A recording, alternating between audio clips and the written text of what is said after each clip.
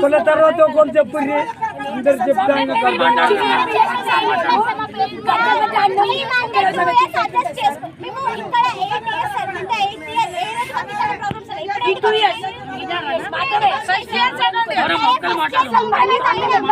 Government ఎవరికి ఇస్తుంది అసలు అడిగేటోళ్ళు లేకనా?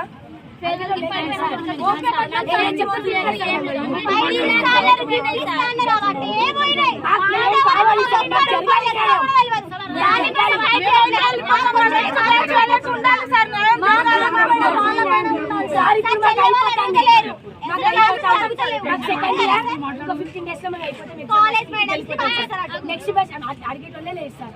మాకనే మొత్తం మీకు ఇట్లనే మేడం 8 years ఉంటే 8 years ఇట్లనే అన్నం మంచిగా ఉంటలేదా? టీచర్స్ కరెక్ట్ లేదా? పిల్లలకు న్యాయం చేయాలని మేము కోరుతున్నాం సార్. దయచేసి ఇప్పుడు వచ్చిన ఒక అమ్మాయి వాళ్ళు చెప్పారు, మీరు సార్లు అయితే బయటికి పోని మీ సంగతి చెప్తాం, రేపు ఎగ్జామ్ ఎట్లా రాస్తాం అట్లా రాస్తాం వాళ్ళు ఏదో చెప్పినట. దయచేసి పిల్లల మీద అట్లాంటి వాళ్ళు లేని విధంగా వాళ్ళు లేని వాళ్ళు ఇక్కడికి వచ్చి చదువుకుంటారు, వాళ్ళ మీద కక్ష సాధింపు దయచేసి చేయొద్దని ఎవరైతే ప్రిన్సిపల్ వాళ్ళకి మీరు చెప్పి ప్రిన్సిపల్ 100% దాని మీద కొంచెం ఆలోచన చేయండి.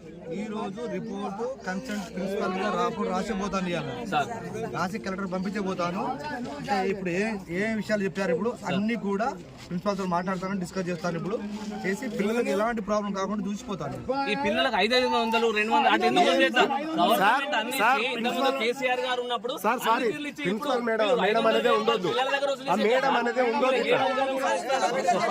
2 years నుండి ఆ మేడం వచ్చినప్పటి నుండే పిల్లలకు ప్రాబ్లం. అంత ముందు ఉన్న మేడం ఏ మేడం కూడా ఇంత ప్రాబ్లం పెట్టలేదు, టార్చర్ పెట్టలేదు పిల్లలు. విషయం సార్ మీ ఆర్డీఓ గారు మేము చెప్తున్నాం, రేపు ఎల్లుండి వరకు మీ ప్రాబ్లం సాల్వ్ అయితే అయింది. లేకుంటే మాత్రం మేము అందరం కూడా బీఆర్ఎస్ పార్టీ పక్షాన పిల్లల తల్లిదండ్రులు అందరిని తీసుకొని కూడా కట్టుకొని వస్తాం. అదే స్కూల్ ముంగట పిల్లలను తీసుకొని వచ్చి మేము చౌరస్తారా మేము ధర్నా చేస్తాం సార్. దయచేసి మాత్రం మీరు ఆలోచన న్యాయం జరగ మాత్రమే వదిలిపెట్టాం. ఎవరు కూడా పిల్లలు ఉన్నారు, మాట్లాడతాను. ఇప్పుడు ఏం చేస్తారా? వాళ్ళకి అన్నం పెట్టకుండా కదా ఏం చేయదు. ఎందుకు ఎడతారు వాళ్ళు?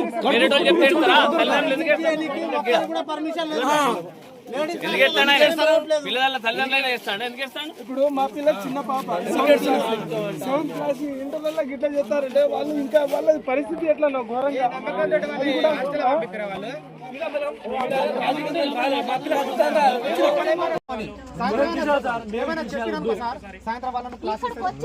పిల్లలకి చూసిపోదాం కలవనికి వచ్చినప్పుడు పిల్లలు రాగానే ఒక్క నిమిషం కూడా మాట్లాడింది అడుగుదామని అంటే ఇక్కడ